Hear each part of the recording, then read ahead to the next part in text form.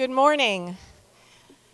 So nice to see everyone today. I'm Lori Fogarty. I'm the director here at the Oakland Museum of California, and it is my great pleasure to welcome you here and particularly to thank our donor community that has made today possible but also supports our programs on an ongoing basis.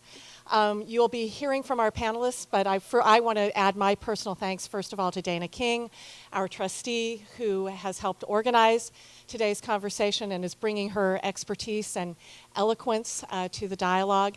And then, of course, our two distinguished panelists, Tanya Holland and Mark Bittman. And Dana will provide a little bit more information about them as they are introduced. I also want to acknowledge that we have three special guests here today from the Levine Museum of the New South, Emily, Barbara, and Camille.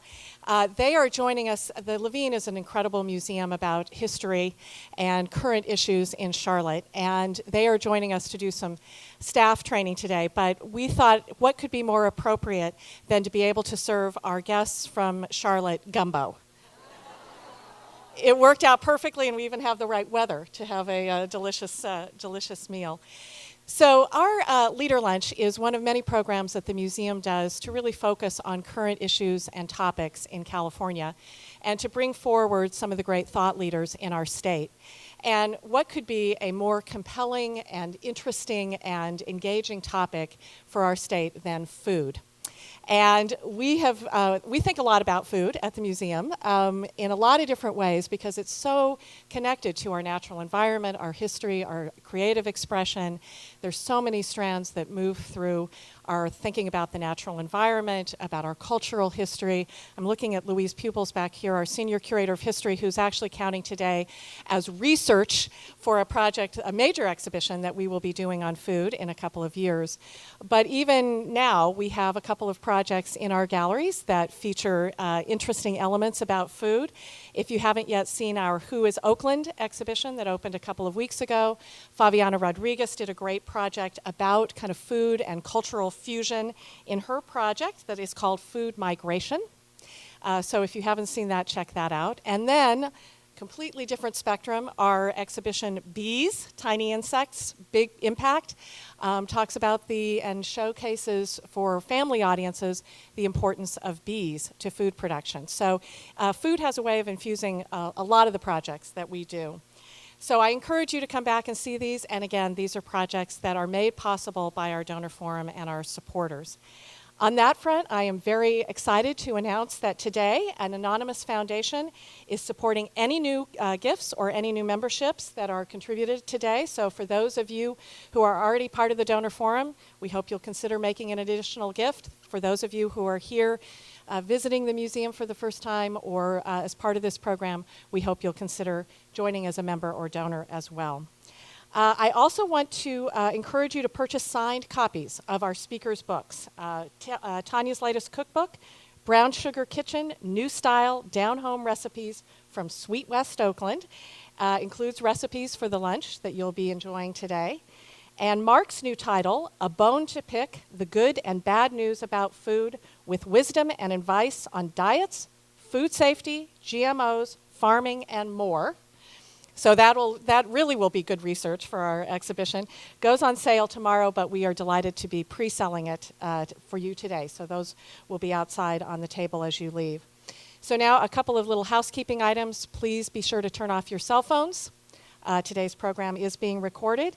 And if you are on social media channels and would like to share what's happening today, I encourage you to hashtag OMCA and tweet out about our program, but not with your phone on.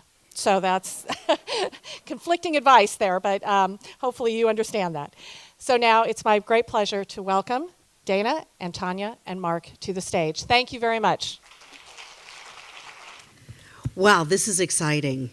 I don't normally even write out my questions, but I thought with these two esteemed guests, what opportunity I have to really drill down. So I'd love to introduce, I'm so excited to have you two here. Tanya Holland. Tanya. Have you eaten at Brown Sugar? Oh my goodness. The grits and the shrimp, my fave. Tanya, the 2013 Travel Association Chef of the Year. Quite an honor. Author of 2 cookbooks. She, of course, is on the Today Show and also on the Talk, that Gabby show, those ladies. What you might not know about Tanya, a couple of things. She just got back from the Kentucky Derby. An acknowledged chef at the Derby. They had this whole cooking thing going on, so that was quite exciting. Her hat was fabulous, just want to say. Tanya speaks Russian, studied Russian, and will be going to Kazakhstan as an ambassador for the United States this coming June. Thank you. So if she doesn't like any of my questions, you might hear the answer in Russian. Mark Bittman has come to the West Coast, and aren't we fortunate? New York's loss is our gain. So he's been here for a while. He is teaching at Cal Berkeley.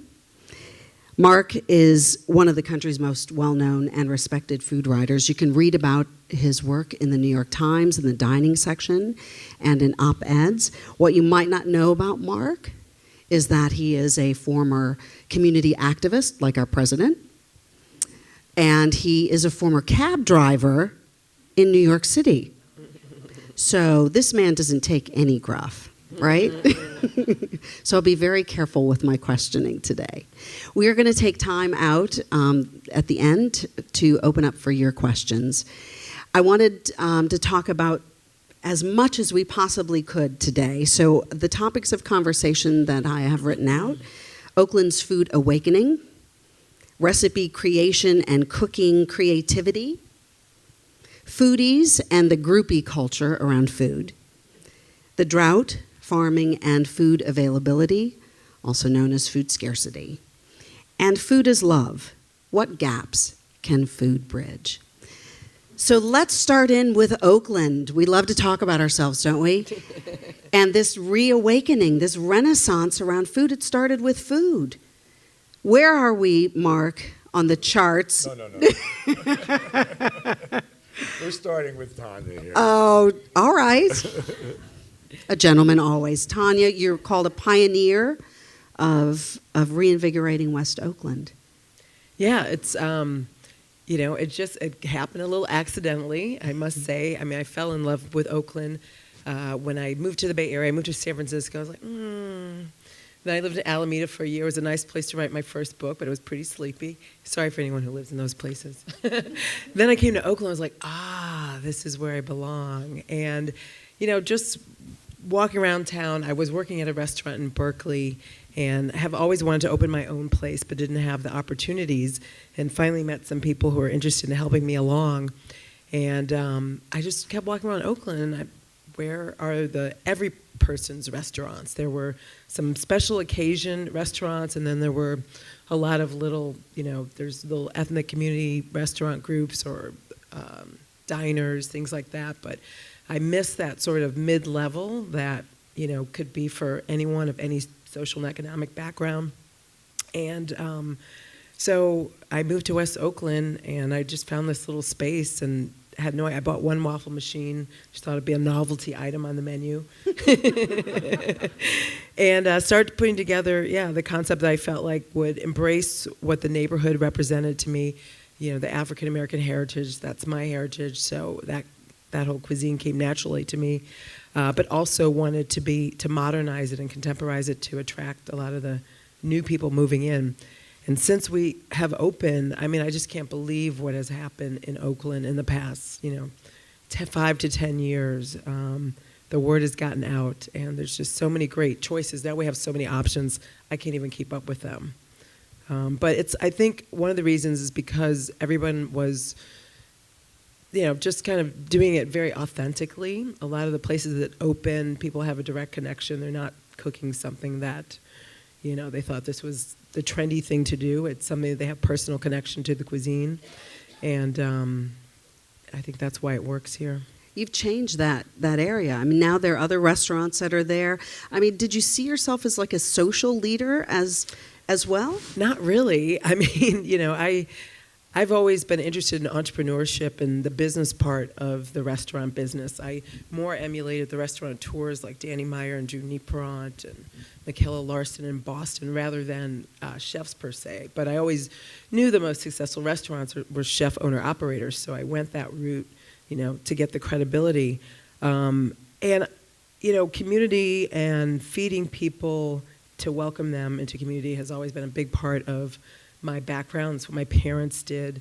If anyone moved, my dad was in personnel at Kodak, but if there were some new recruits of engineers, they would come over to our house and we would feed them. And, they started a gourmet cooking club. So it's always been kind of, what I do, just kind of getting involved. But I didn't know that I was going to be pulled into this as much as I am. But you rep Oakland, West Oakland, when you're out around the country. Yeah. And what do people say, like, oh? Or do they go, oh? Well, so now lots to be read into people are that. very excited about, the food. They're like, oh, I've heard about Oakland. Sounds great. I want to come visit. When I first got here, people were like, how is it there? Is it scary? First couple years here, people were really concerned about my choice.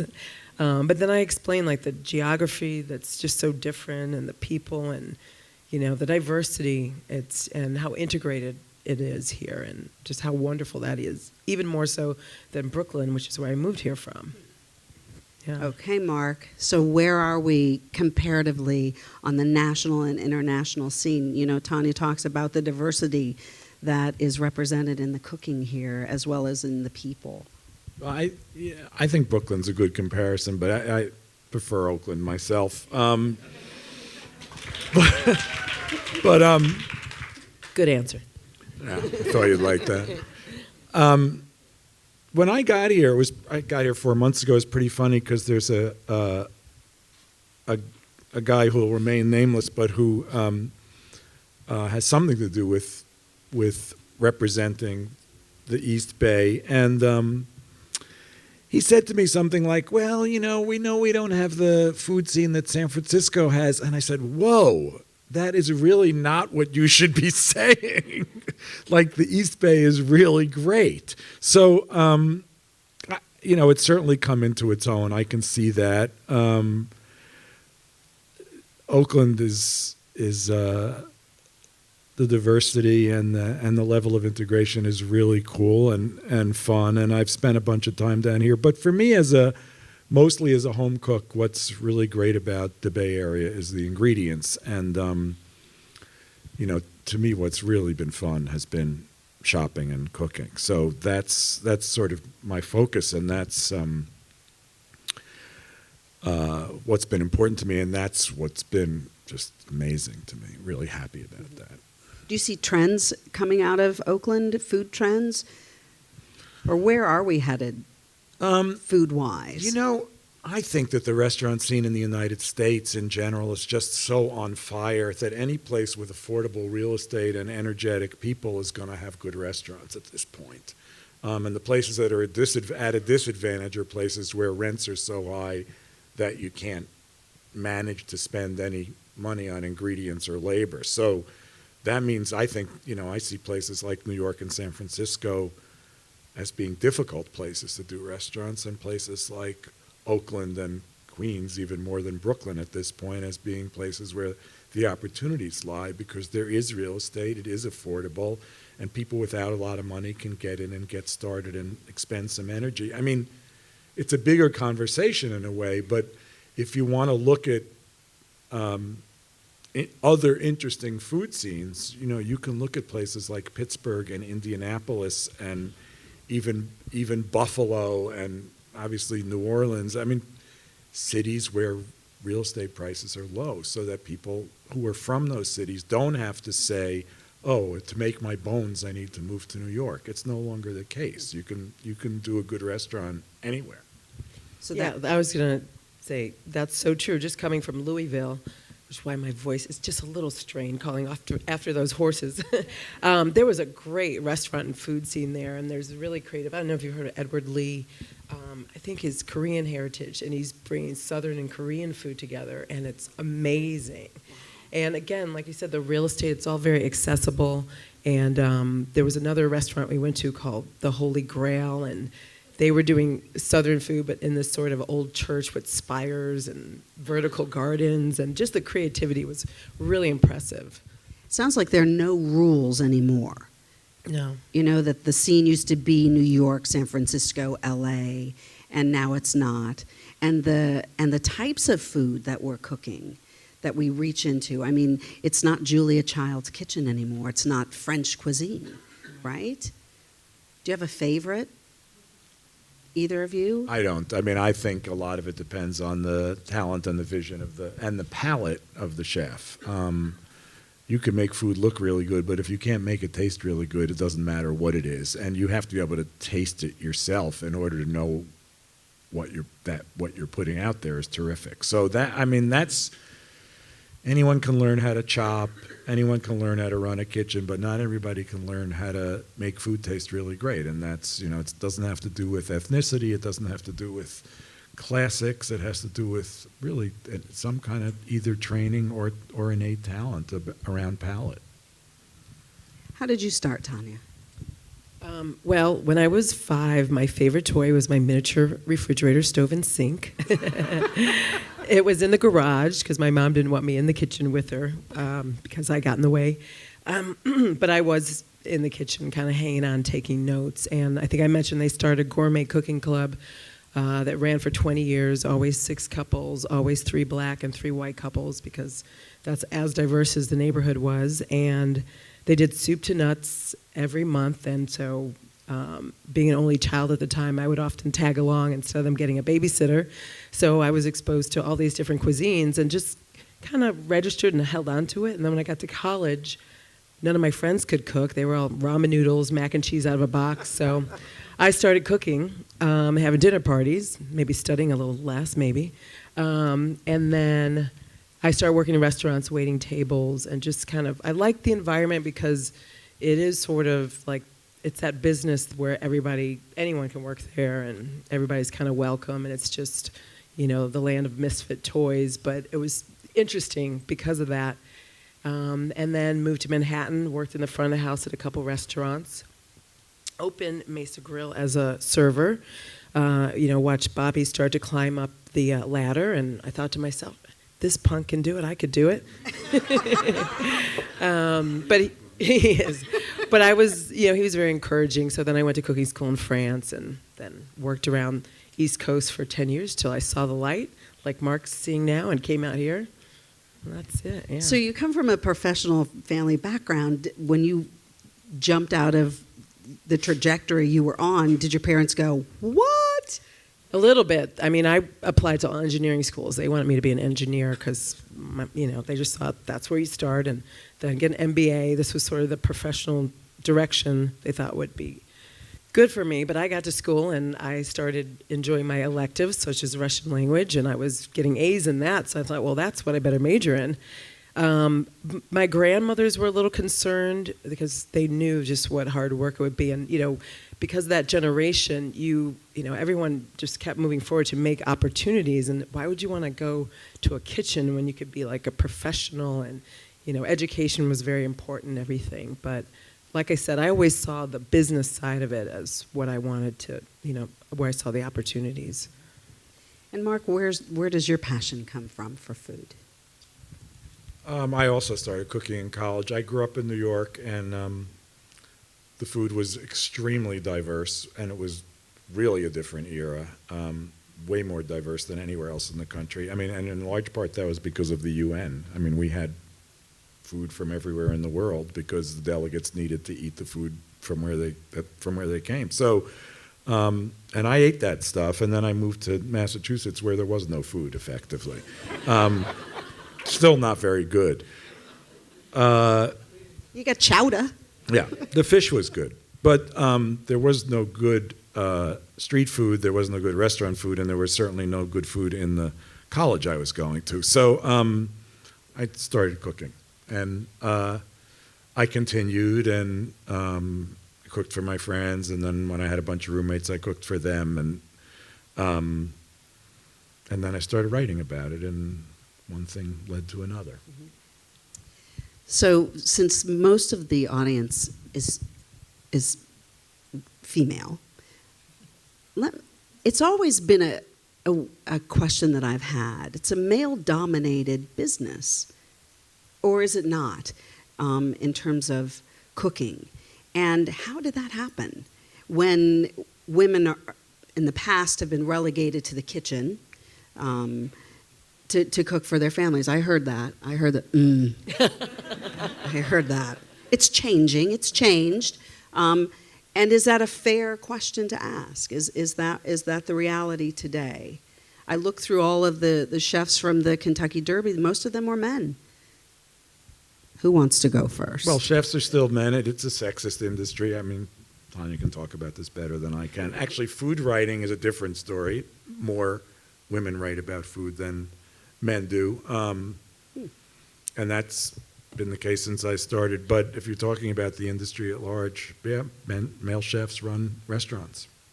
But the why is just traditional sexism. I mean, it's no bigger question, no bigger answer than that, I don't think. Well, I think it's sexism based on economics. Men get capitalized easier, faster. Businessmen get behind male chefs and say, oh yeah, let's do this. So, I talked to a chef, Patrick Clark, years ago when I was in Manhattan cooking, and I didn't want to work for him because he was at Tavern on the Green, and it was just too big. Didn't want to work at a restaurant that big, but we were talking about where I might go next. He was like, if I were you, I would leave Manhattan. It's really hard for women to open restaurants here. Even I think about some of my colleagues who are well-known and super talented, like Alex Guarnaschelli, she was my roommate in cooking school, Amanda Freitag, who I used to cook with, and, Amanda has the Empire Diner, and, she's got crazy good credentials, worked for Jean-Georges for a long time. Again, it's just that lack of accessibility. Yeah. Maybe as the paradigm shifts and it's no longer the New York, LA triangle, A little bit. San Francisco. Yeah, like I said, he suggested I leave town. I don't think it's the way we, run the kitchens. It is very physically demanding and, harder and harder for a woman, especially if you want to have a family, to, work most restaurant hours. So that has something to do with it. But traditionally in Europe, very male-dominated occupation. And, it's funny that how, domestic-wise, it's women in the kitchen, but professionally, it's mostly men in the kitchen. But it's changing little bit. Moving on to our next topic, recipe creation and cooking creativity. What makes a great recipe? Mark? Well, that, first of all, it has to work. And I think if it doesn't, that sort of knocks it out of the box. Secondly, it has to be easy to follow. I'm not sure there's much more to it than that. I think part of my success has been that I was a writer before I was a food writer, and I know how to write in English, and that's not true of a lot of people who write cookbooks. So you have to be able to structure a recipe in such a way that it can be followed by people who read. The other thing is there's some thought that goes into this stuff, and my most recent cookbook, which is called How to Cook Everything Fast, we spent 6 months trying to figure out how to not exactly recreate the recipe, but make sure that the recipes in the book represented the theme of the book and represented what we said, what we wanted them to say. So we kind of did recreate or redesign and recreate what we thought recipes ought to look like in that book. And at the end of the process of doing that, I thought, every cookbook that I write from now on, I want to look at the style of the book and what the book intends to say and try to figure out how do I want to write the recipes here, because it doesn't necessarily have to follow the same format that I followed all my life. So I think there is some creativity in the actual writing of them. As far as the creativity in cooking, I think that shifts with the era, and I think, my style's been very basic and I wouldn't say uncreative, but it's uncomplicated.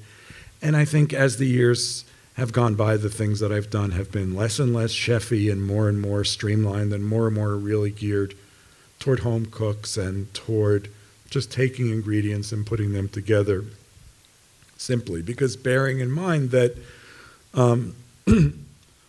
although people are more into food than they used to be, they're less into cooking. Many of them are less into cooking than they used to be. They didn't grow up watching their moms cook as we did. They didn't grow up with cooking and being a main activity of the house, and they have to learn.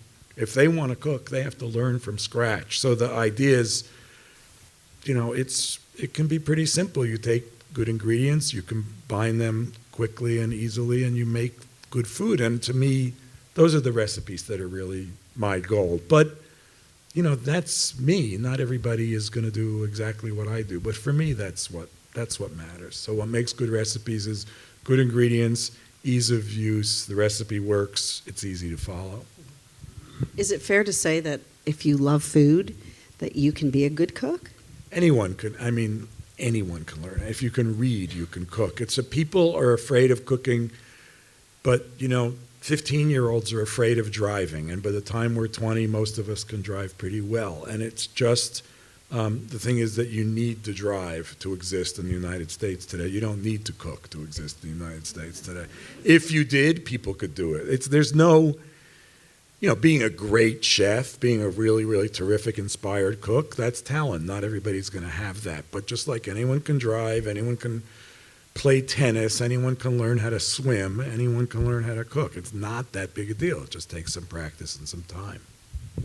What do you think, Tanya? Yeah, I think practice for sure, and I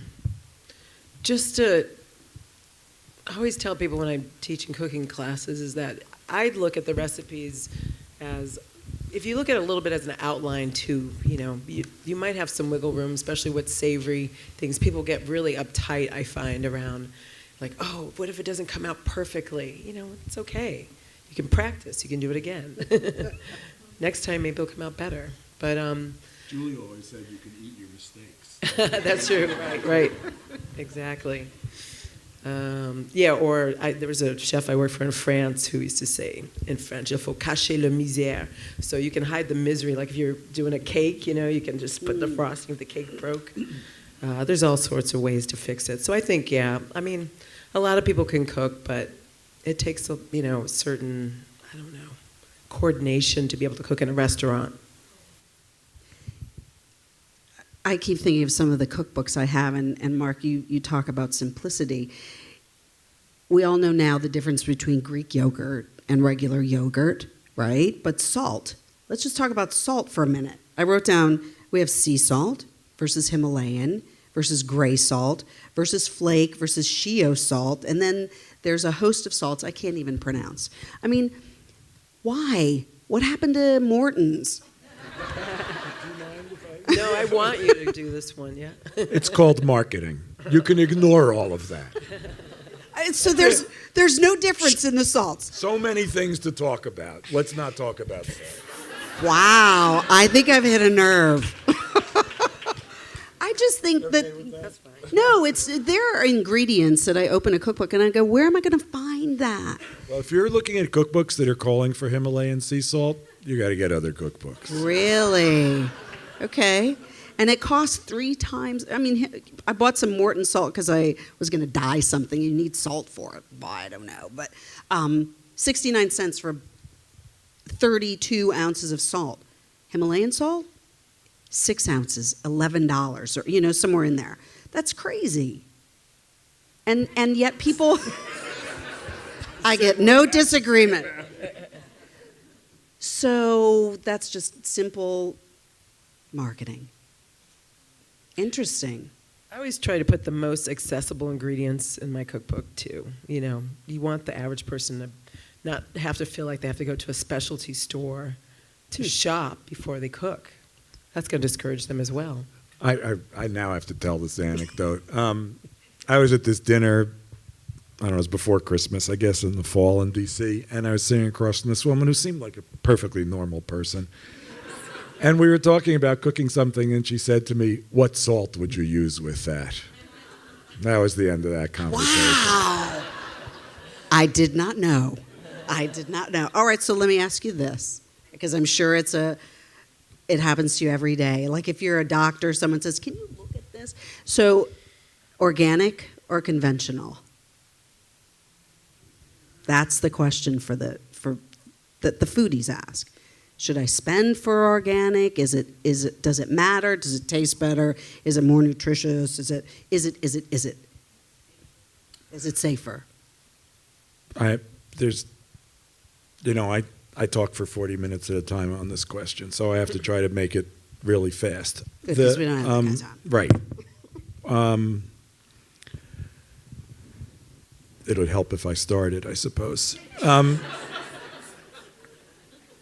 There's two primary rules. One is you define what food is, and you say, okay, there's this whole bunch of stuff that's being sold that's not really food. Like soda is not food. So you look at this group of stuff that's in supermarkets and junk food restaurants that's being assaulting you in airports and everywhere else, and you say, okay, there's a whole bunch of this stuff that isn't food. So I'm not going to eat much of that stuff. Michael Pollan calls those things edible food-like substances. I call them UFOs, unidentifiable food-like objects. But you just say, okay, I'm not going to eat much of that. Then when you look at the rest of what's there, you say, okay, everybody says I should eat more plants. I'm going to eat more plants this week than last week, and this month than last month, and this year than last year. Having made those two decisions, you now have a much better diet. And now, if you can afford it, you can start asking questions like, where's this food come from? Is it organic? Is it local? Can I find out about who produced it and how well those workers were treated or how well those animals were treated, and so on. And those are all really important questions, but secondary to the first two questions. And if you can afford it, and if you have the time, and if you have the energy to look at all of those issues, yeah, they're all important. Organic is better than conventional, no question. Thank you. Tanya? I agree, and I can taste the difference between certain organic products, and there's certain ones that I really specifically, my bananas have to be organic, because I think the regular ones taste really mealy and strange, and certain dairy products, for sure. So I'm kind of like, some things, especially, again, at the price point that I'm serving at, if, I'm going to sustain myself in business, which is why we closed the barbecue place, because serving sustainable meats was not sustainable.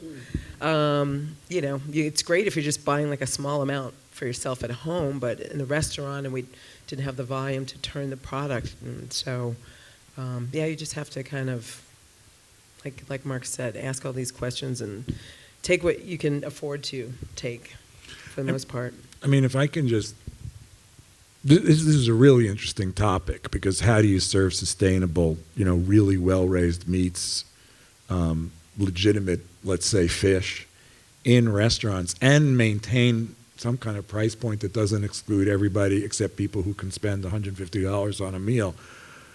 It's a really tough question for a lot of chefs, and a lot of chefs talk to me about it, and the answer is, well, either go out of business. That's one answer, I suppose.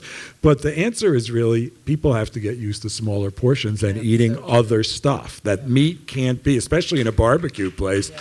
People think, oh, well, I'm going to have a slab of ribs. Yeah. Well, a slab of organic ribs really costs a lot of money, and you just can't.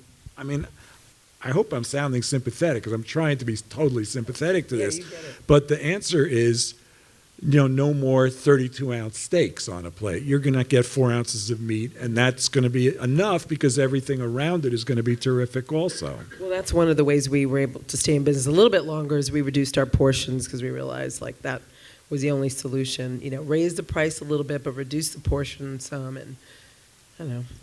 But and then people still complained. Challenging. Of course. Right. I don't know about you all, but I grew up in the Midwest, where we didn't have fresh in the wintertime. The vegetables we ate either came out of a can or they were frozen.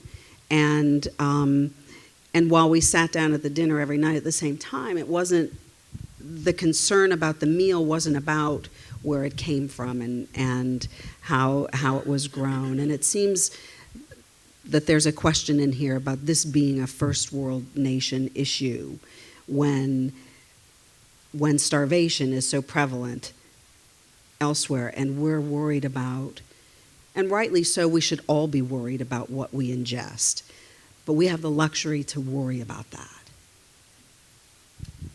You know, of course, hunger is an issue here and elsewhere, but in fact,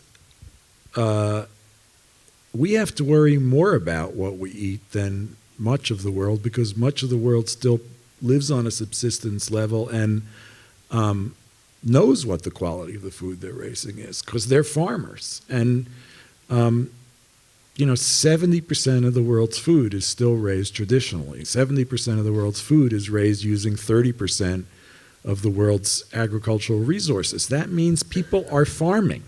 And farmers know what they're eating. And I'm not saying hunger is not a problem here and elsewhere, but we're the ones who are alienated from our food. So maybe that is a first world problem, but it's worrying about it is not a luxury. Worrying about it is really a necessity. You talk about resources, and we're suffering from a drought. And there are so many conflicting entities that need our water. Farmers, Native American fishermen and women, industry, consumers. So I'm going to play devil's advocate with this question. Genetically modified food. So we can develop food like lettuce that we can grow in a desert that needs no water. Well, we can't. Well, we can't, but we maybe can in 10 years. I mean, that's where we're headed. So the genetically modified food question, in terms of our diminishing resources on this planet and our increasing populations around the world, we know that it's not good. So what do we do? I wouldn't say that it's not good. I would say that it hasn't. We have yet to see a genetically engineered food product that is worth getting behind. If someone develops genetically engineered lettuce that can be grown with less water, it's not going to be grown with no water.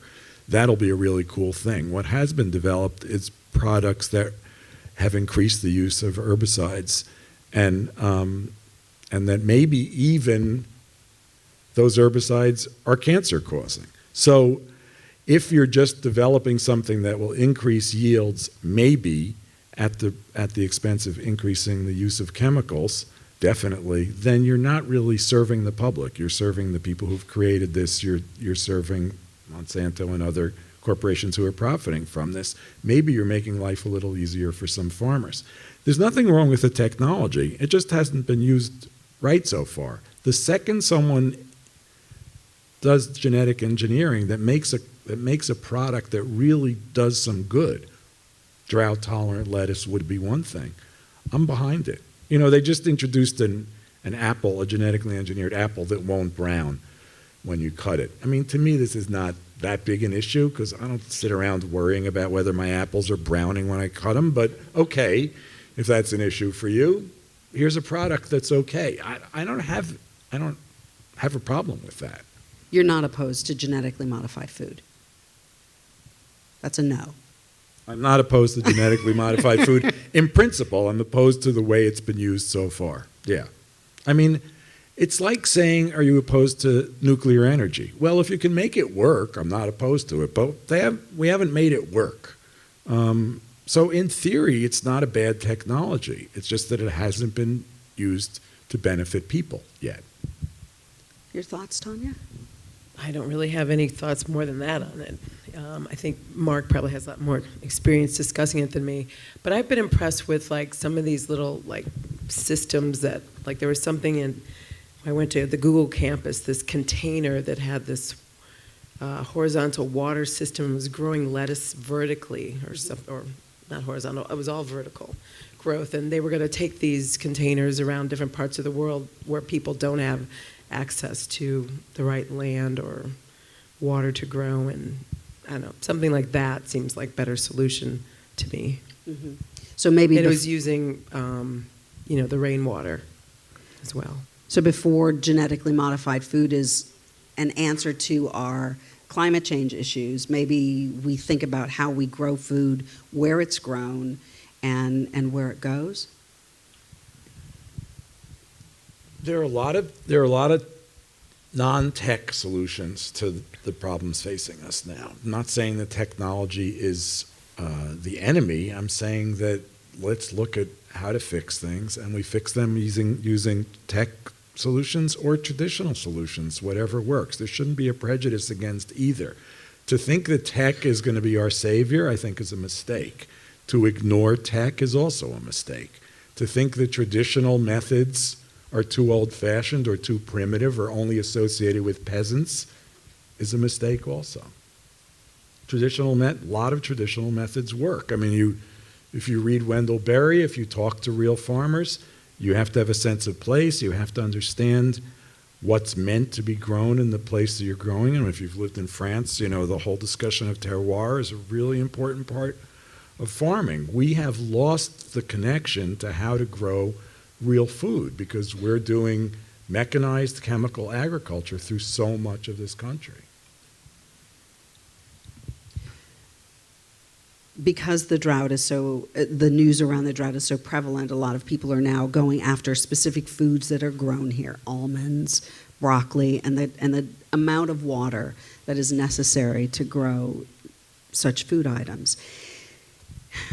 Has it just been that we've gotten caught in the luxury of being the breadbasket and that we haven't been as forward thinking as we could have been, which is why we find ourselves in the place we are now, growing the things that we do now?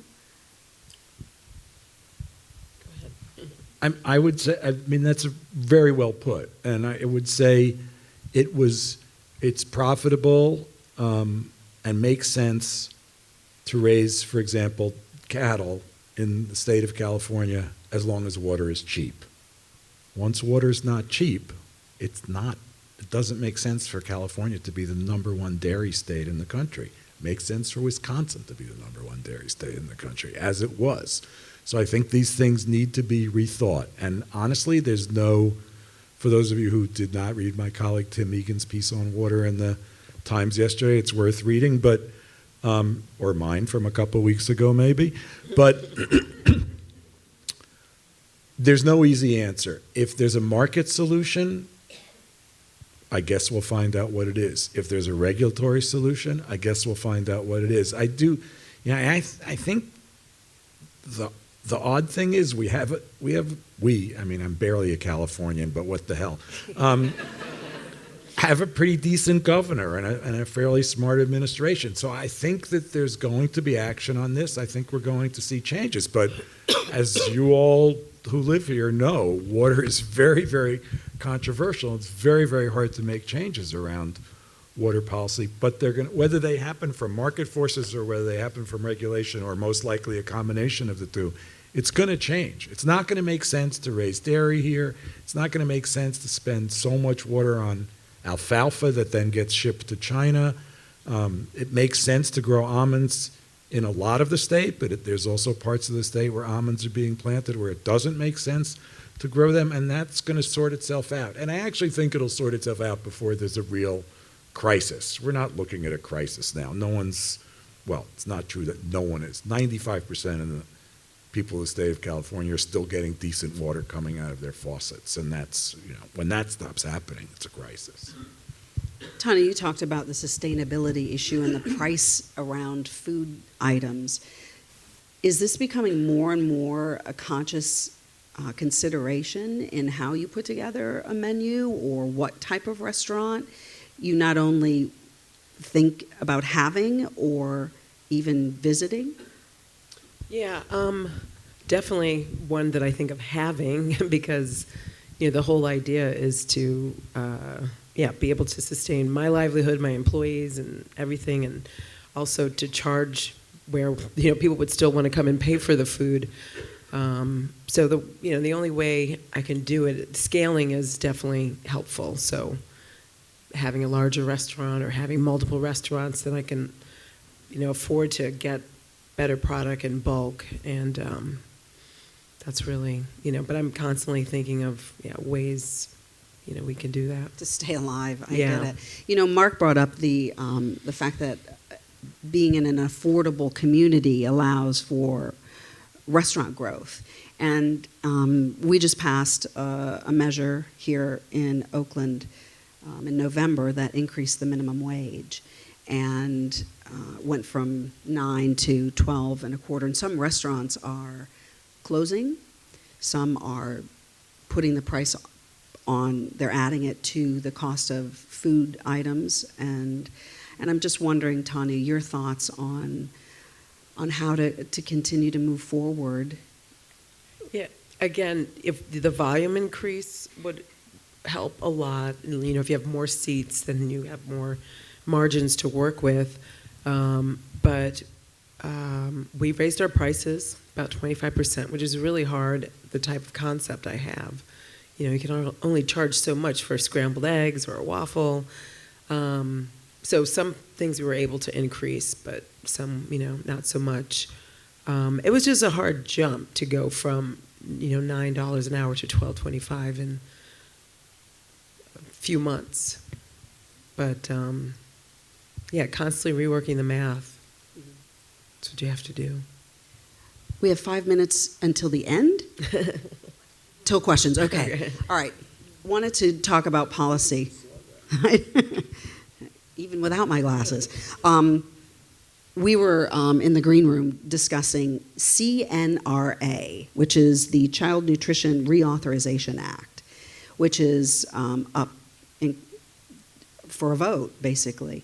And I thought that it would be important to have an action item for you if you're interested in helping move policy around food. So can we talk a little bit about that, what it is, how it's been helpful, why it's in danger, if it is in danger, and what happens if it should go away? Well, I think there are 3 or 4 issues in food that we need to start holding candidates accountable for. And the best thing the Obama administration did from a perspective of food is this thing called HHFKA, which is the Healthy, Hunger-Free Kids Act. And that was a measure that improved school lunches markedly. CNRA, the California National Referees Association, or whatever, we were Googling it. CNRA, the Child Nutrition Reauthorization Act, enables this to continue. It's clearly important. The HHFK, I mean, I hate this stuff, but you know, it's very hard to say Healthy, Hungry, Free Kids Act anyway. So the HHFKA is a really, really good thing. It mandated that kids have to take a fruit and a vegetable at every lunch, one of each. And it mandated that alternative proteins had to be used, couldn't just be meat. It limits the amount of fat, limits the amount of sodium, and it mandates that fiber count be much higher, or whole grains, have to be 51% of grains have to be whole grains. This is all very tricky. Not my phone.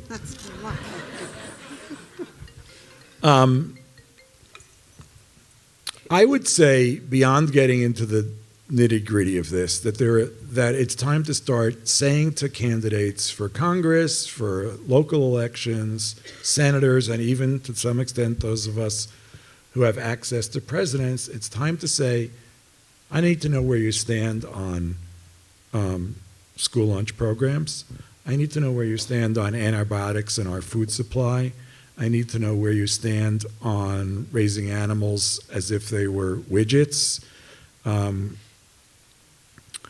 I need to know where you stand on the next generation of farmers. Whatever it is I need to know where you stand on the marketing of junk food to children.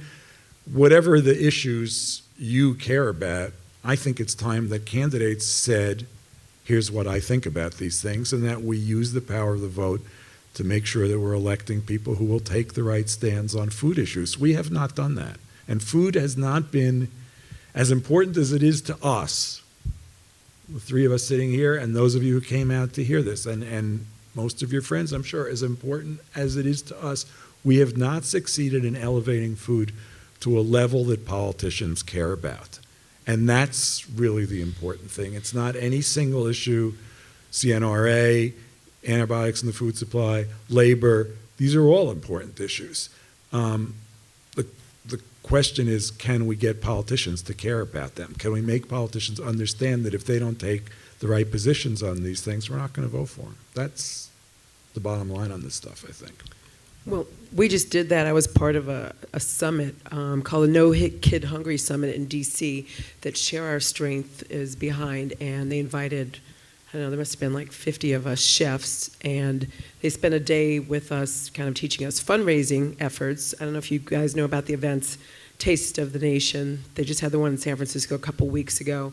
I chaired the East Bay version for a couple years, and now they're going to regroup and figure out how to kind of restructure that. But then we spent the second half of the day on advocacy and then went to Capitol Hill. These are chefs from all over the country, went to talk to our representatives. Now, I was fortunate in California because most of our reps see the value in all this, and Barbara Lee, of course, you know. But some of the other chefs in other states were like, oh, God, I got to go talk to this guy, you know, because they know that they don't support that. But it was just amazing for me to see that we do have a lot of power to do that. We just have to speak up and, like Mark said, have conversations and tell them how important this is to us. Thank you. Now I'd like to open up the floor for questions. We're going to do the Oprah thing. We could bring the mic to you. Hi, thanks you so much for being here. As a young bride, I learned how to cook watching Mark's videos on the NewYorkTimes.com. And he was in this teeny tiny little kitchen, and I thought, you know, my whole problem was that I needed this big kitchen to cook, but apparently that's not the case. I've since learned. So I would love to hear, Mark, when your family is home, when your daughter comes home, what does she want you to cook for her? What's that special meal that is family to her and that she wants you to cook for her? I have two. Sorry, I've only seen one on the videos. I think at this point we have some old favorites. And my older daughter's always pushing for pasta with ham, peas, and cheese because I made that for her when she was little. My younger daughter likes sort of a version of homemade ramen noodles that we did when she was young. But now it's more like we shop and we cook together. So I cook the same way no matter who I'm cooking with, which is we go to the store, we see what's good, we buy it, we cook it. I mean, it's pretty much as simple as that. Comfort food. Very important. We have another question? Hi, and thank you for being here. My question is, I know people in the music business, and you have to have an ear for the music to be able to really work with it. So with cooking and food, it seems to me that the chefs have to have an elevated sense of taste, for example, to be able, it's kind of inherent. You can learn certain things, but it seems to me to be really creative, it has to be inherent. And I don't know if you agree with that. I mean, I do to a certain extent. You know, like I said, you heard my path getting to cooking, but I remember moving into our first house when I was 5, and this Cuban family had lived into it prior to us.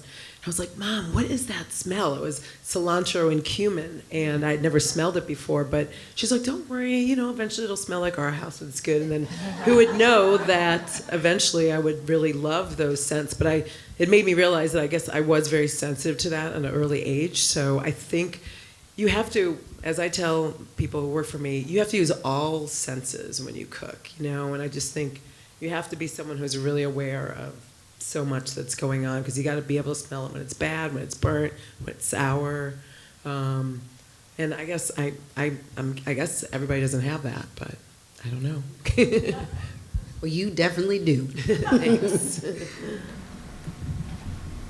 Thank you. I was in the bakery business, actually, not too far from you, Tanya, and we supplied a lot of products to the California school systems, and specifically formulated products. The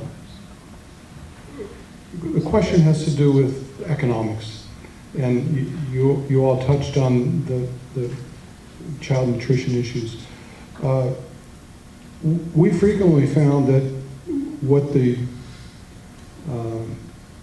requirements of the recipes to become healthy also caused a cost problem. And when passed on through the school systems, and when we heard feedback from the food service directors, partially a function of what we were supplying, but also a lot of what they were supplying. Their argument against a lot of this was if we, the school directors and the cafeterias, don't provide what the children want, and we're not on a campus that's closed, they're going to go off campus and they're going to go to McDonald's and Burger King, and they're not going to eat the lettuce and the salads and so forth. This was a big issue for these people, the food service directors throughout the state. Can you comment on some aspects of that? You can't treat 16-year-olds and 4-year-olds as if they're the same people. So if you change school, you have to change school lunches at some point because you have to teach kids what real food is. If you feed kids junk, they're going to grow up thinking junk is real food, and it's not. So the good thing about this HHFKA is that it said we are going to move towards having real food in the schools for our kids.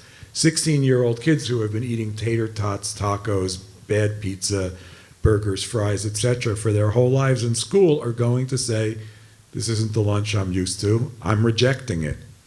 That is a problem, and it's a sad story. On the other hand, the 5-year-old kids who are starting school are saying, oh, so lunch is a salad and rice and beans, and maybe it's some chicken, or maybe it's some tofu, and it's soup, and it's an apple, and okay, that's lunch. And they will eat that stuff because your habits are formed when you're young. And if we teach kids that school food is real food, they'll eat real food. And by the time they're 16, they'll have been eating that real food for 10 years.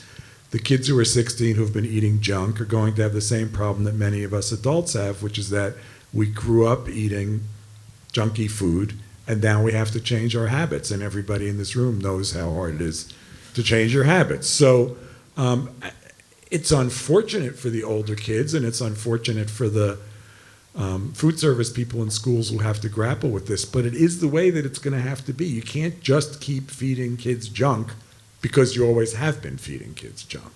Doesn't make any sense.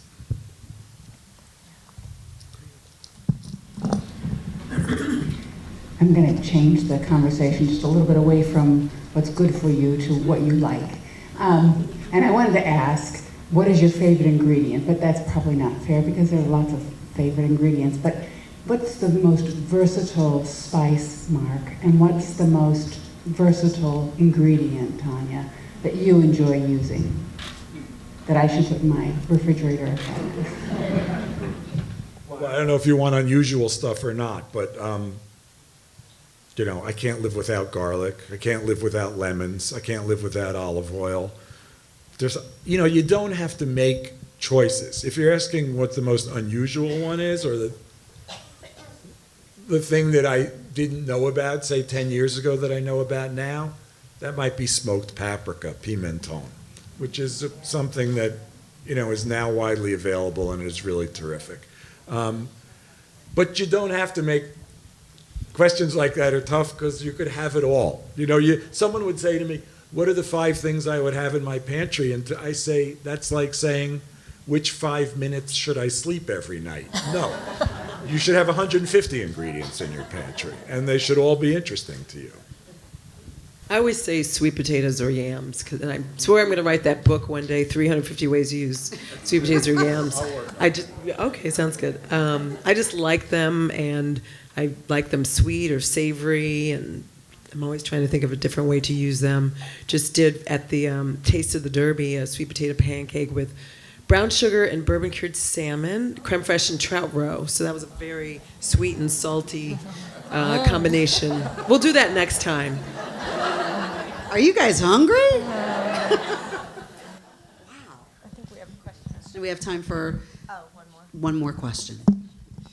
Hi, thank you so much for being here today. Quick question. For those of us who have been cooking for, I don't know, 30 years, and we're sick of it, and our kids are gone, and we want to still be eating healthily or healthy. What would you suggest that we can do to try to, get our interest back or be excited again about making that every night dinner? Because there's a group of us, probably right here, that are so sick of the every night dinner. Any suggestions? Why don't you buy a nice Vietnamese cookbook? Try that. Okay. And then, no, really, seriously, we're If you feel like you're in a desperate. rut, We're in a you don't big look rut. Vietnamese to me as just a thing, but it's just an example. Just go totally try different. Something different. I don't know. Yeah, actually, Nina Simmons writes some great user-friendly noodle books if you want to stay in that. There's a lot of great books out there that you can, find new recipes, or what I like to do is maybe buy something that's prepared to go with something that you're going to prepare from scratch, so you're not doing the whole meal and. Do you have takeout? No, just. I was going to say, yeah, you could eat out. I would say that, I used to always say make one good thing. What Tanya just said is right. Make one good thing. You don't have to make 3 great things. Make one good thing, and then you make a salad, which really takes 3 minutes, and you buy some bread. And then you have a good dinner. Or eat out. And we're going to eat. Can we get one more? This One more? looks like he really wanted to say something that's going to be. Thank you very much. This is kind of a switcheroo. Mark, you are an advocate of cooking home, cooking for yourself, being creative at home, and you're maybe an advocate for the restaurant world. So I'd like to ask you, Tanya, what should I be cooking at home, and why should I be cooking for myself? And Mark, why should I be eating out? Like we were saying earlier, I think you'll know exactly where your food's coming from, what's going into it. I think it'll give you a greater appreciation for when other people are cooking for you, right? Especially since you don't have to clean up afterwards when you go out to a restaurant. And just to become more intimate with the food and the flavors that are out there, and then you can go to a restaurant and see the dish, and then you can, you kind of grow. You're like, oh, let me try that next time. My salmon wasn't quite as flavorful as their salmon. Let me find out that one thing. So just to have a better connection to what you eat. Well, what she said, but you should eat out because it's a treat, but it should be seen as a treat and not something we rely on. As simple as that. Mm-hmm. So you are hungry, and we are going to dine Tanya's Creations this afternoon. Thank you so much for coming to the Donor Forum. Mark Bittman, Tanya Holland. So grateful for all your experience.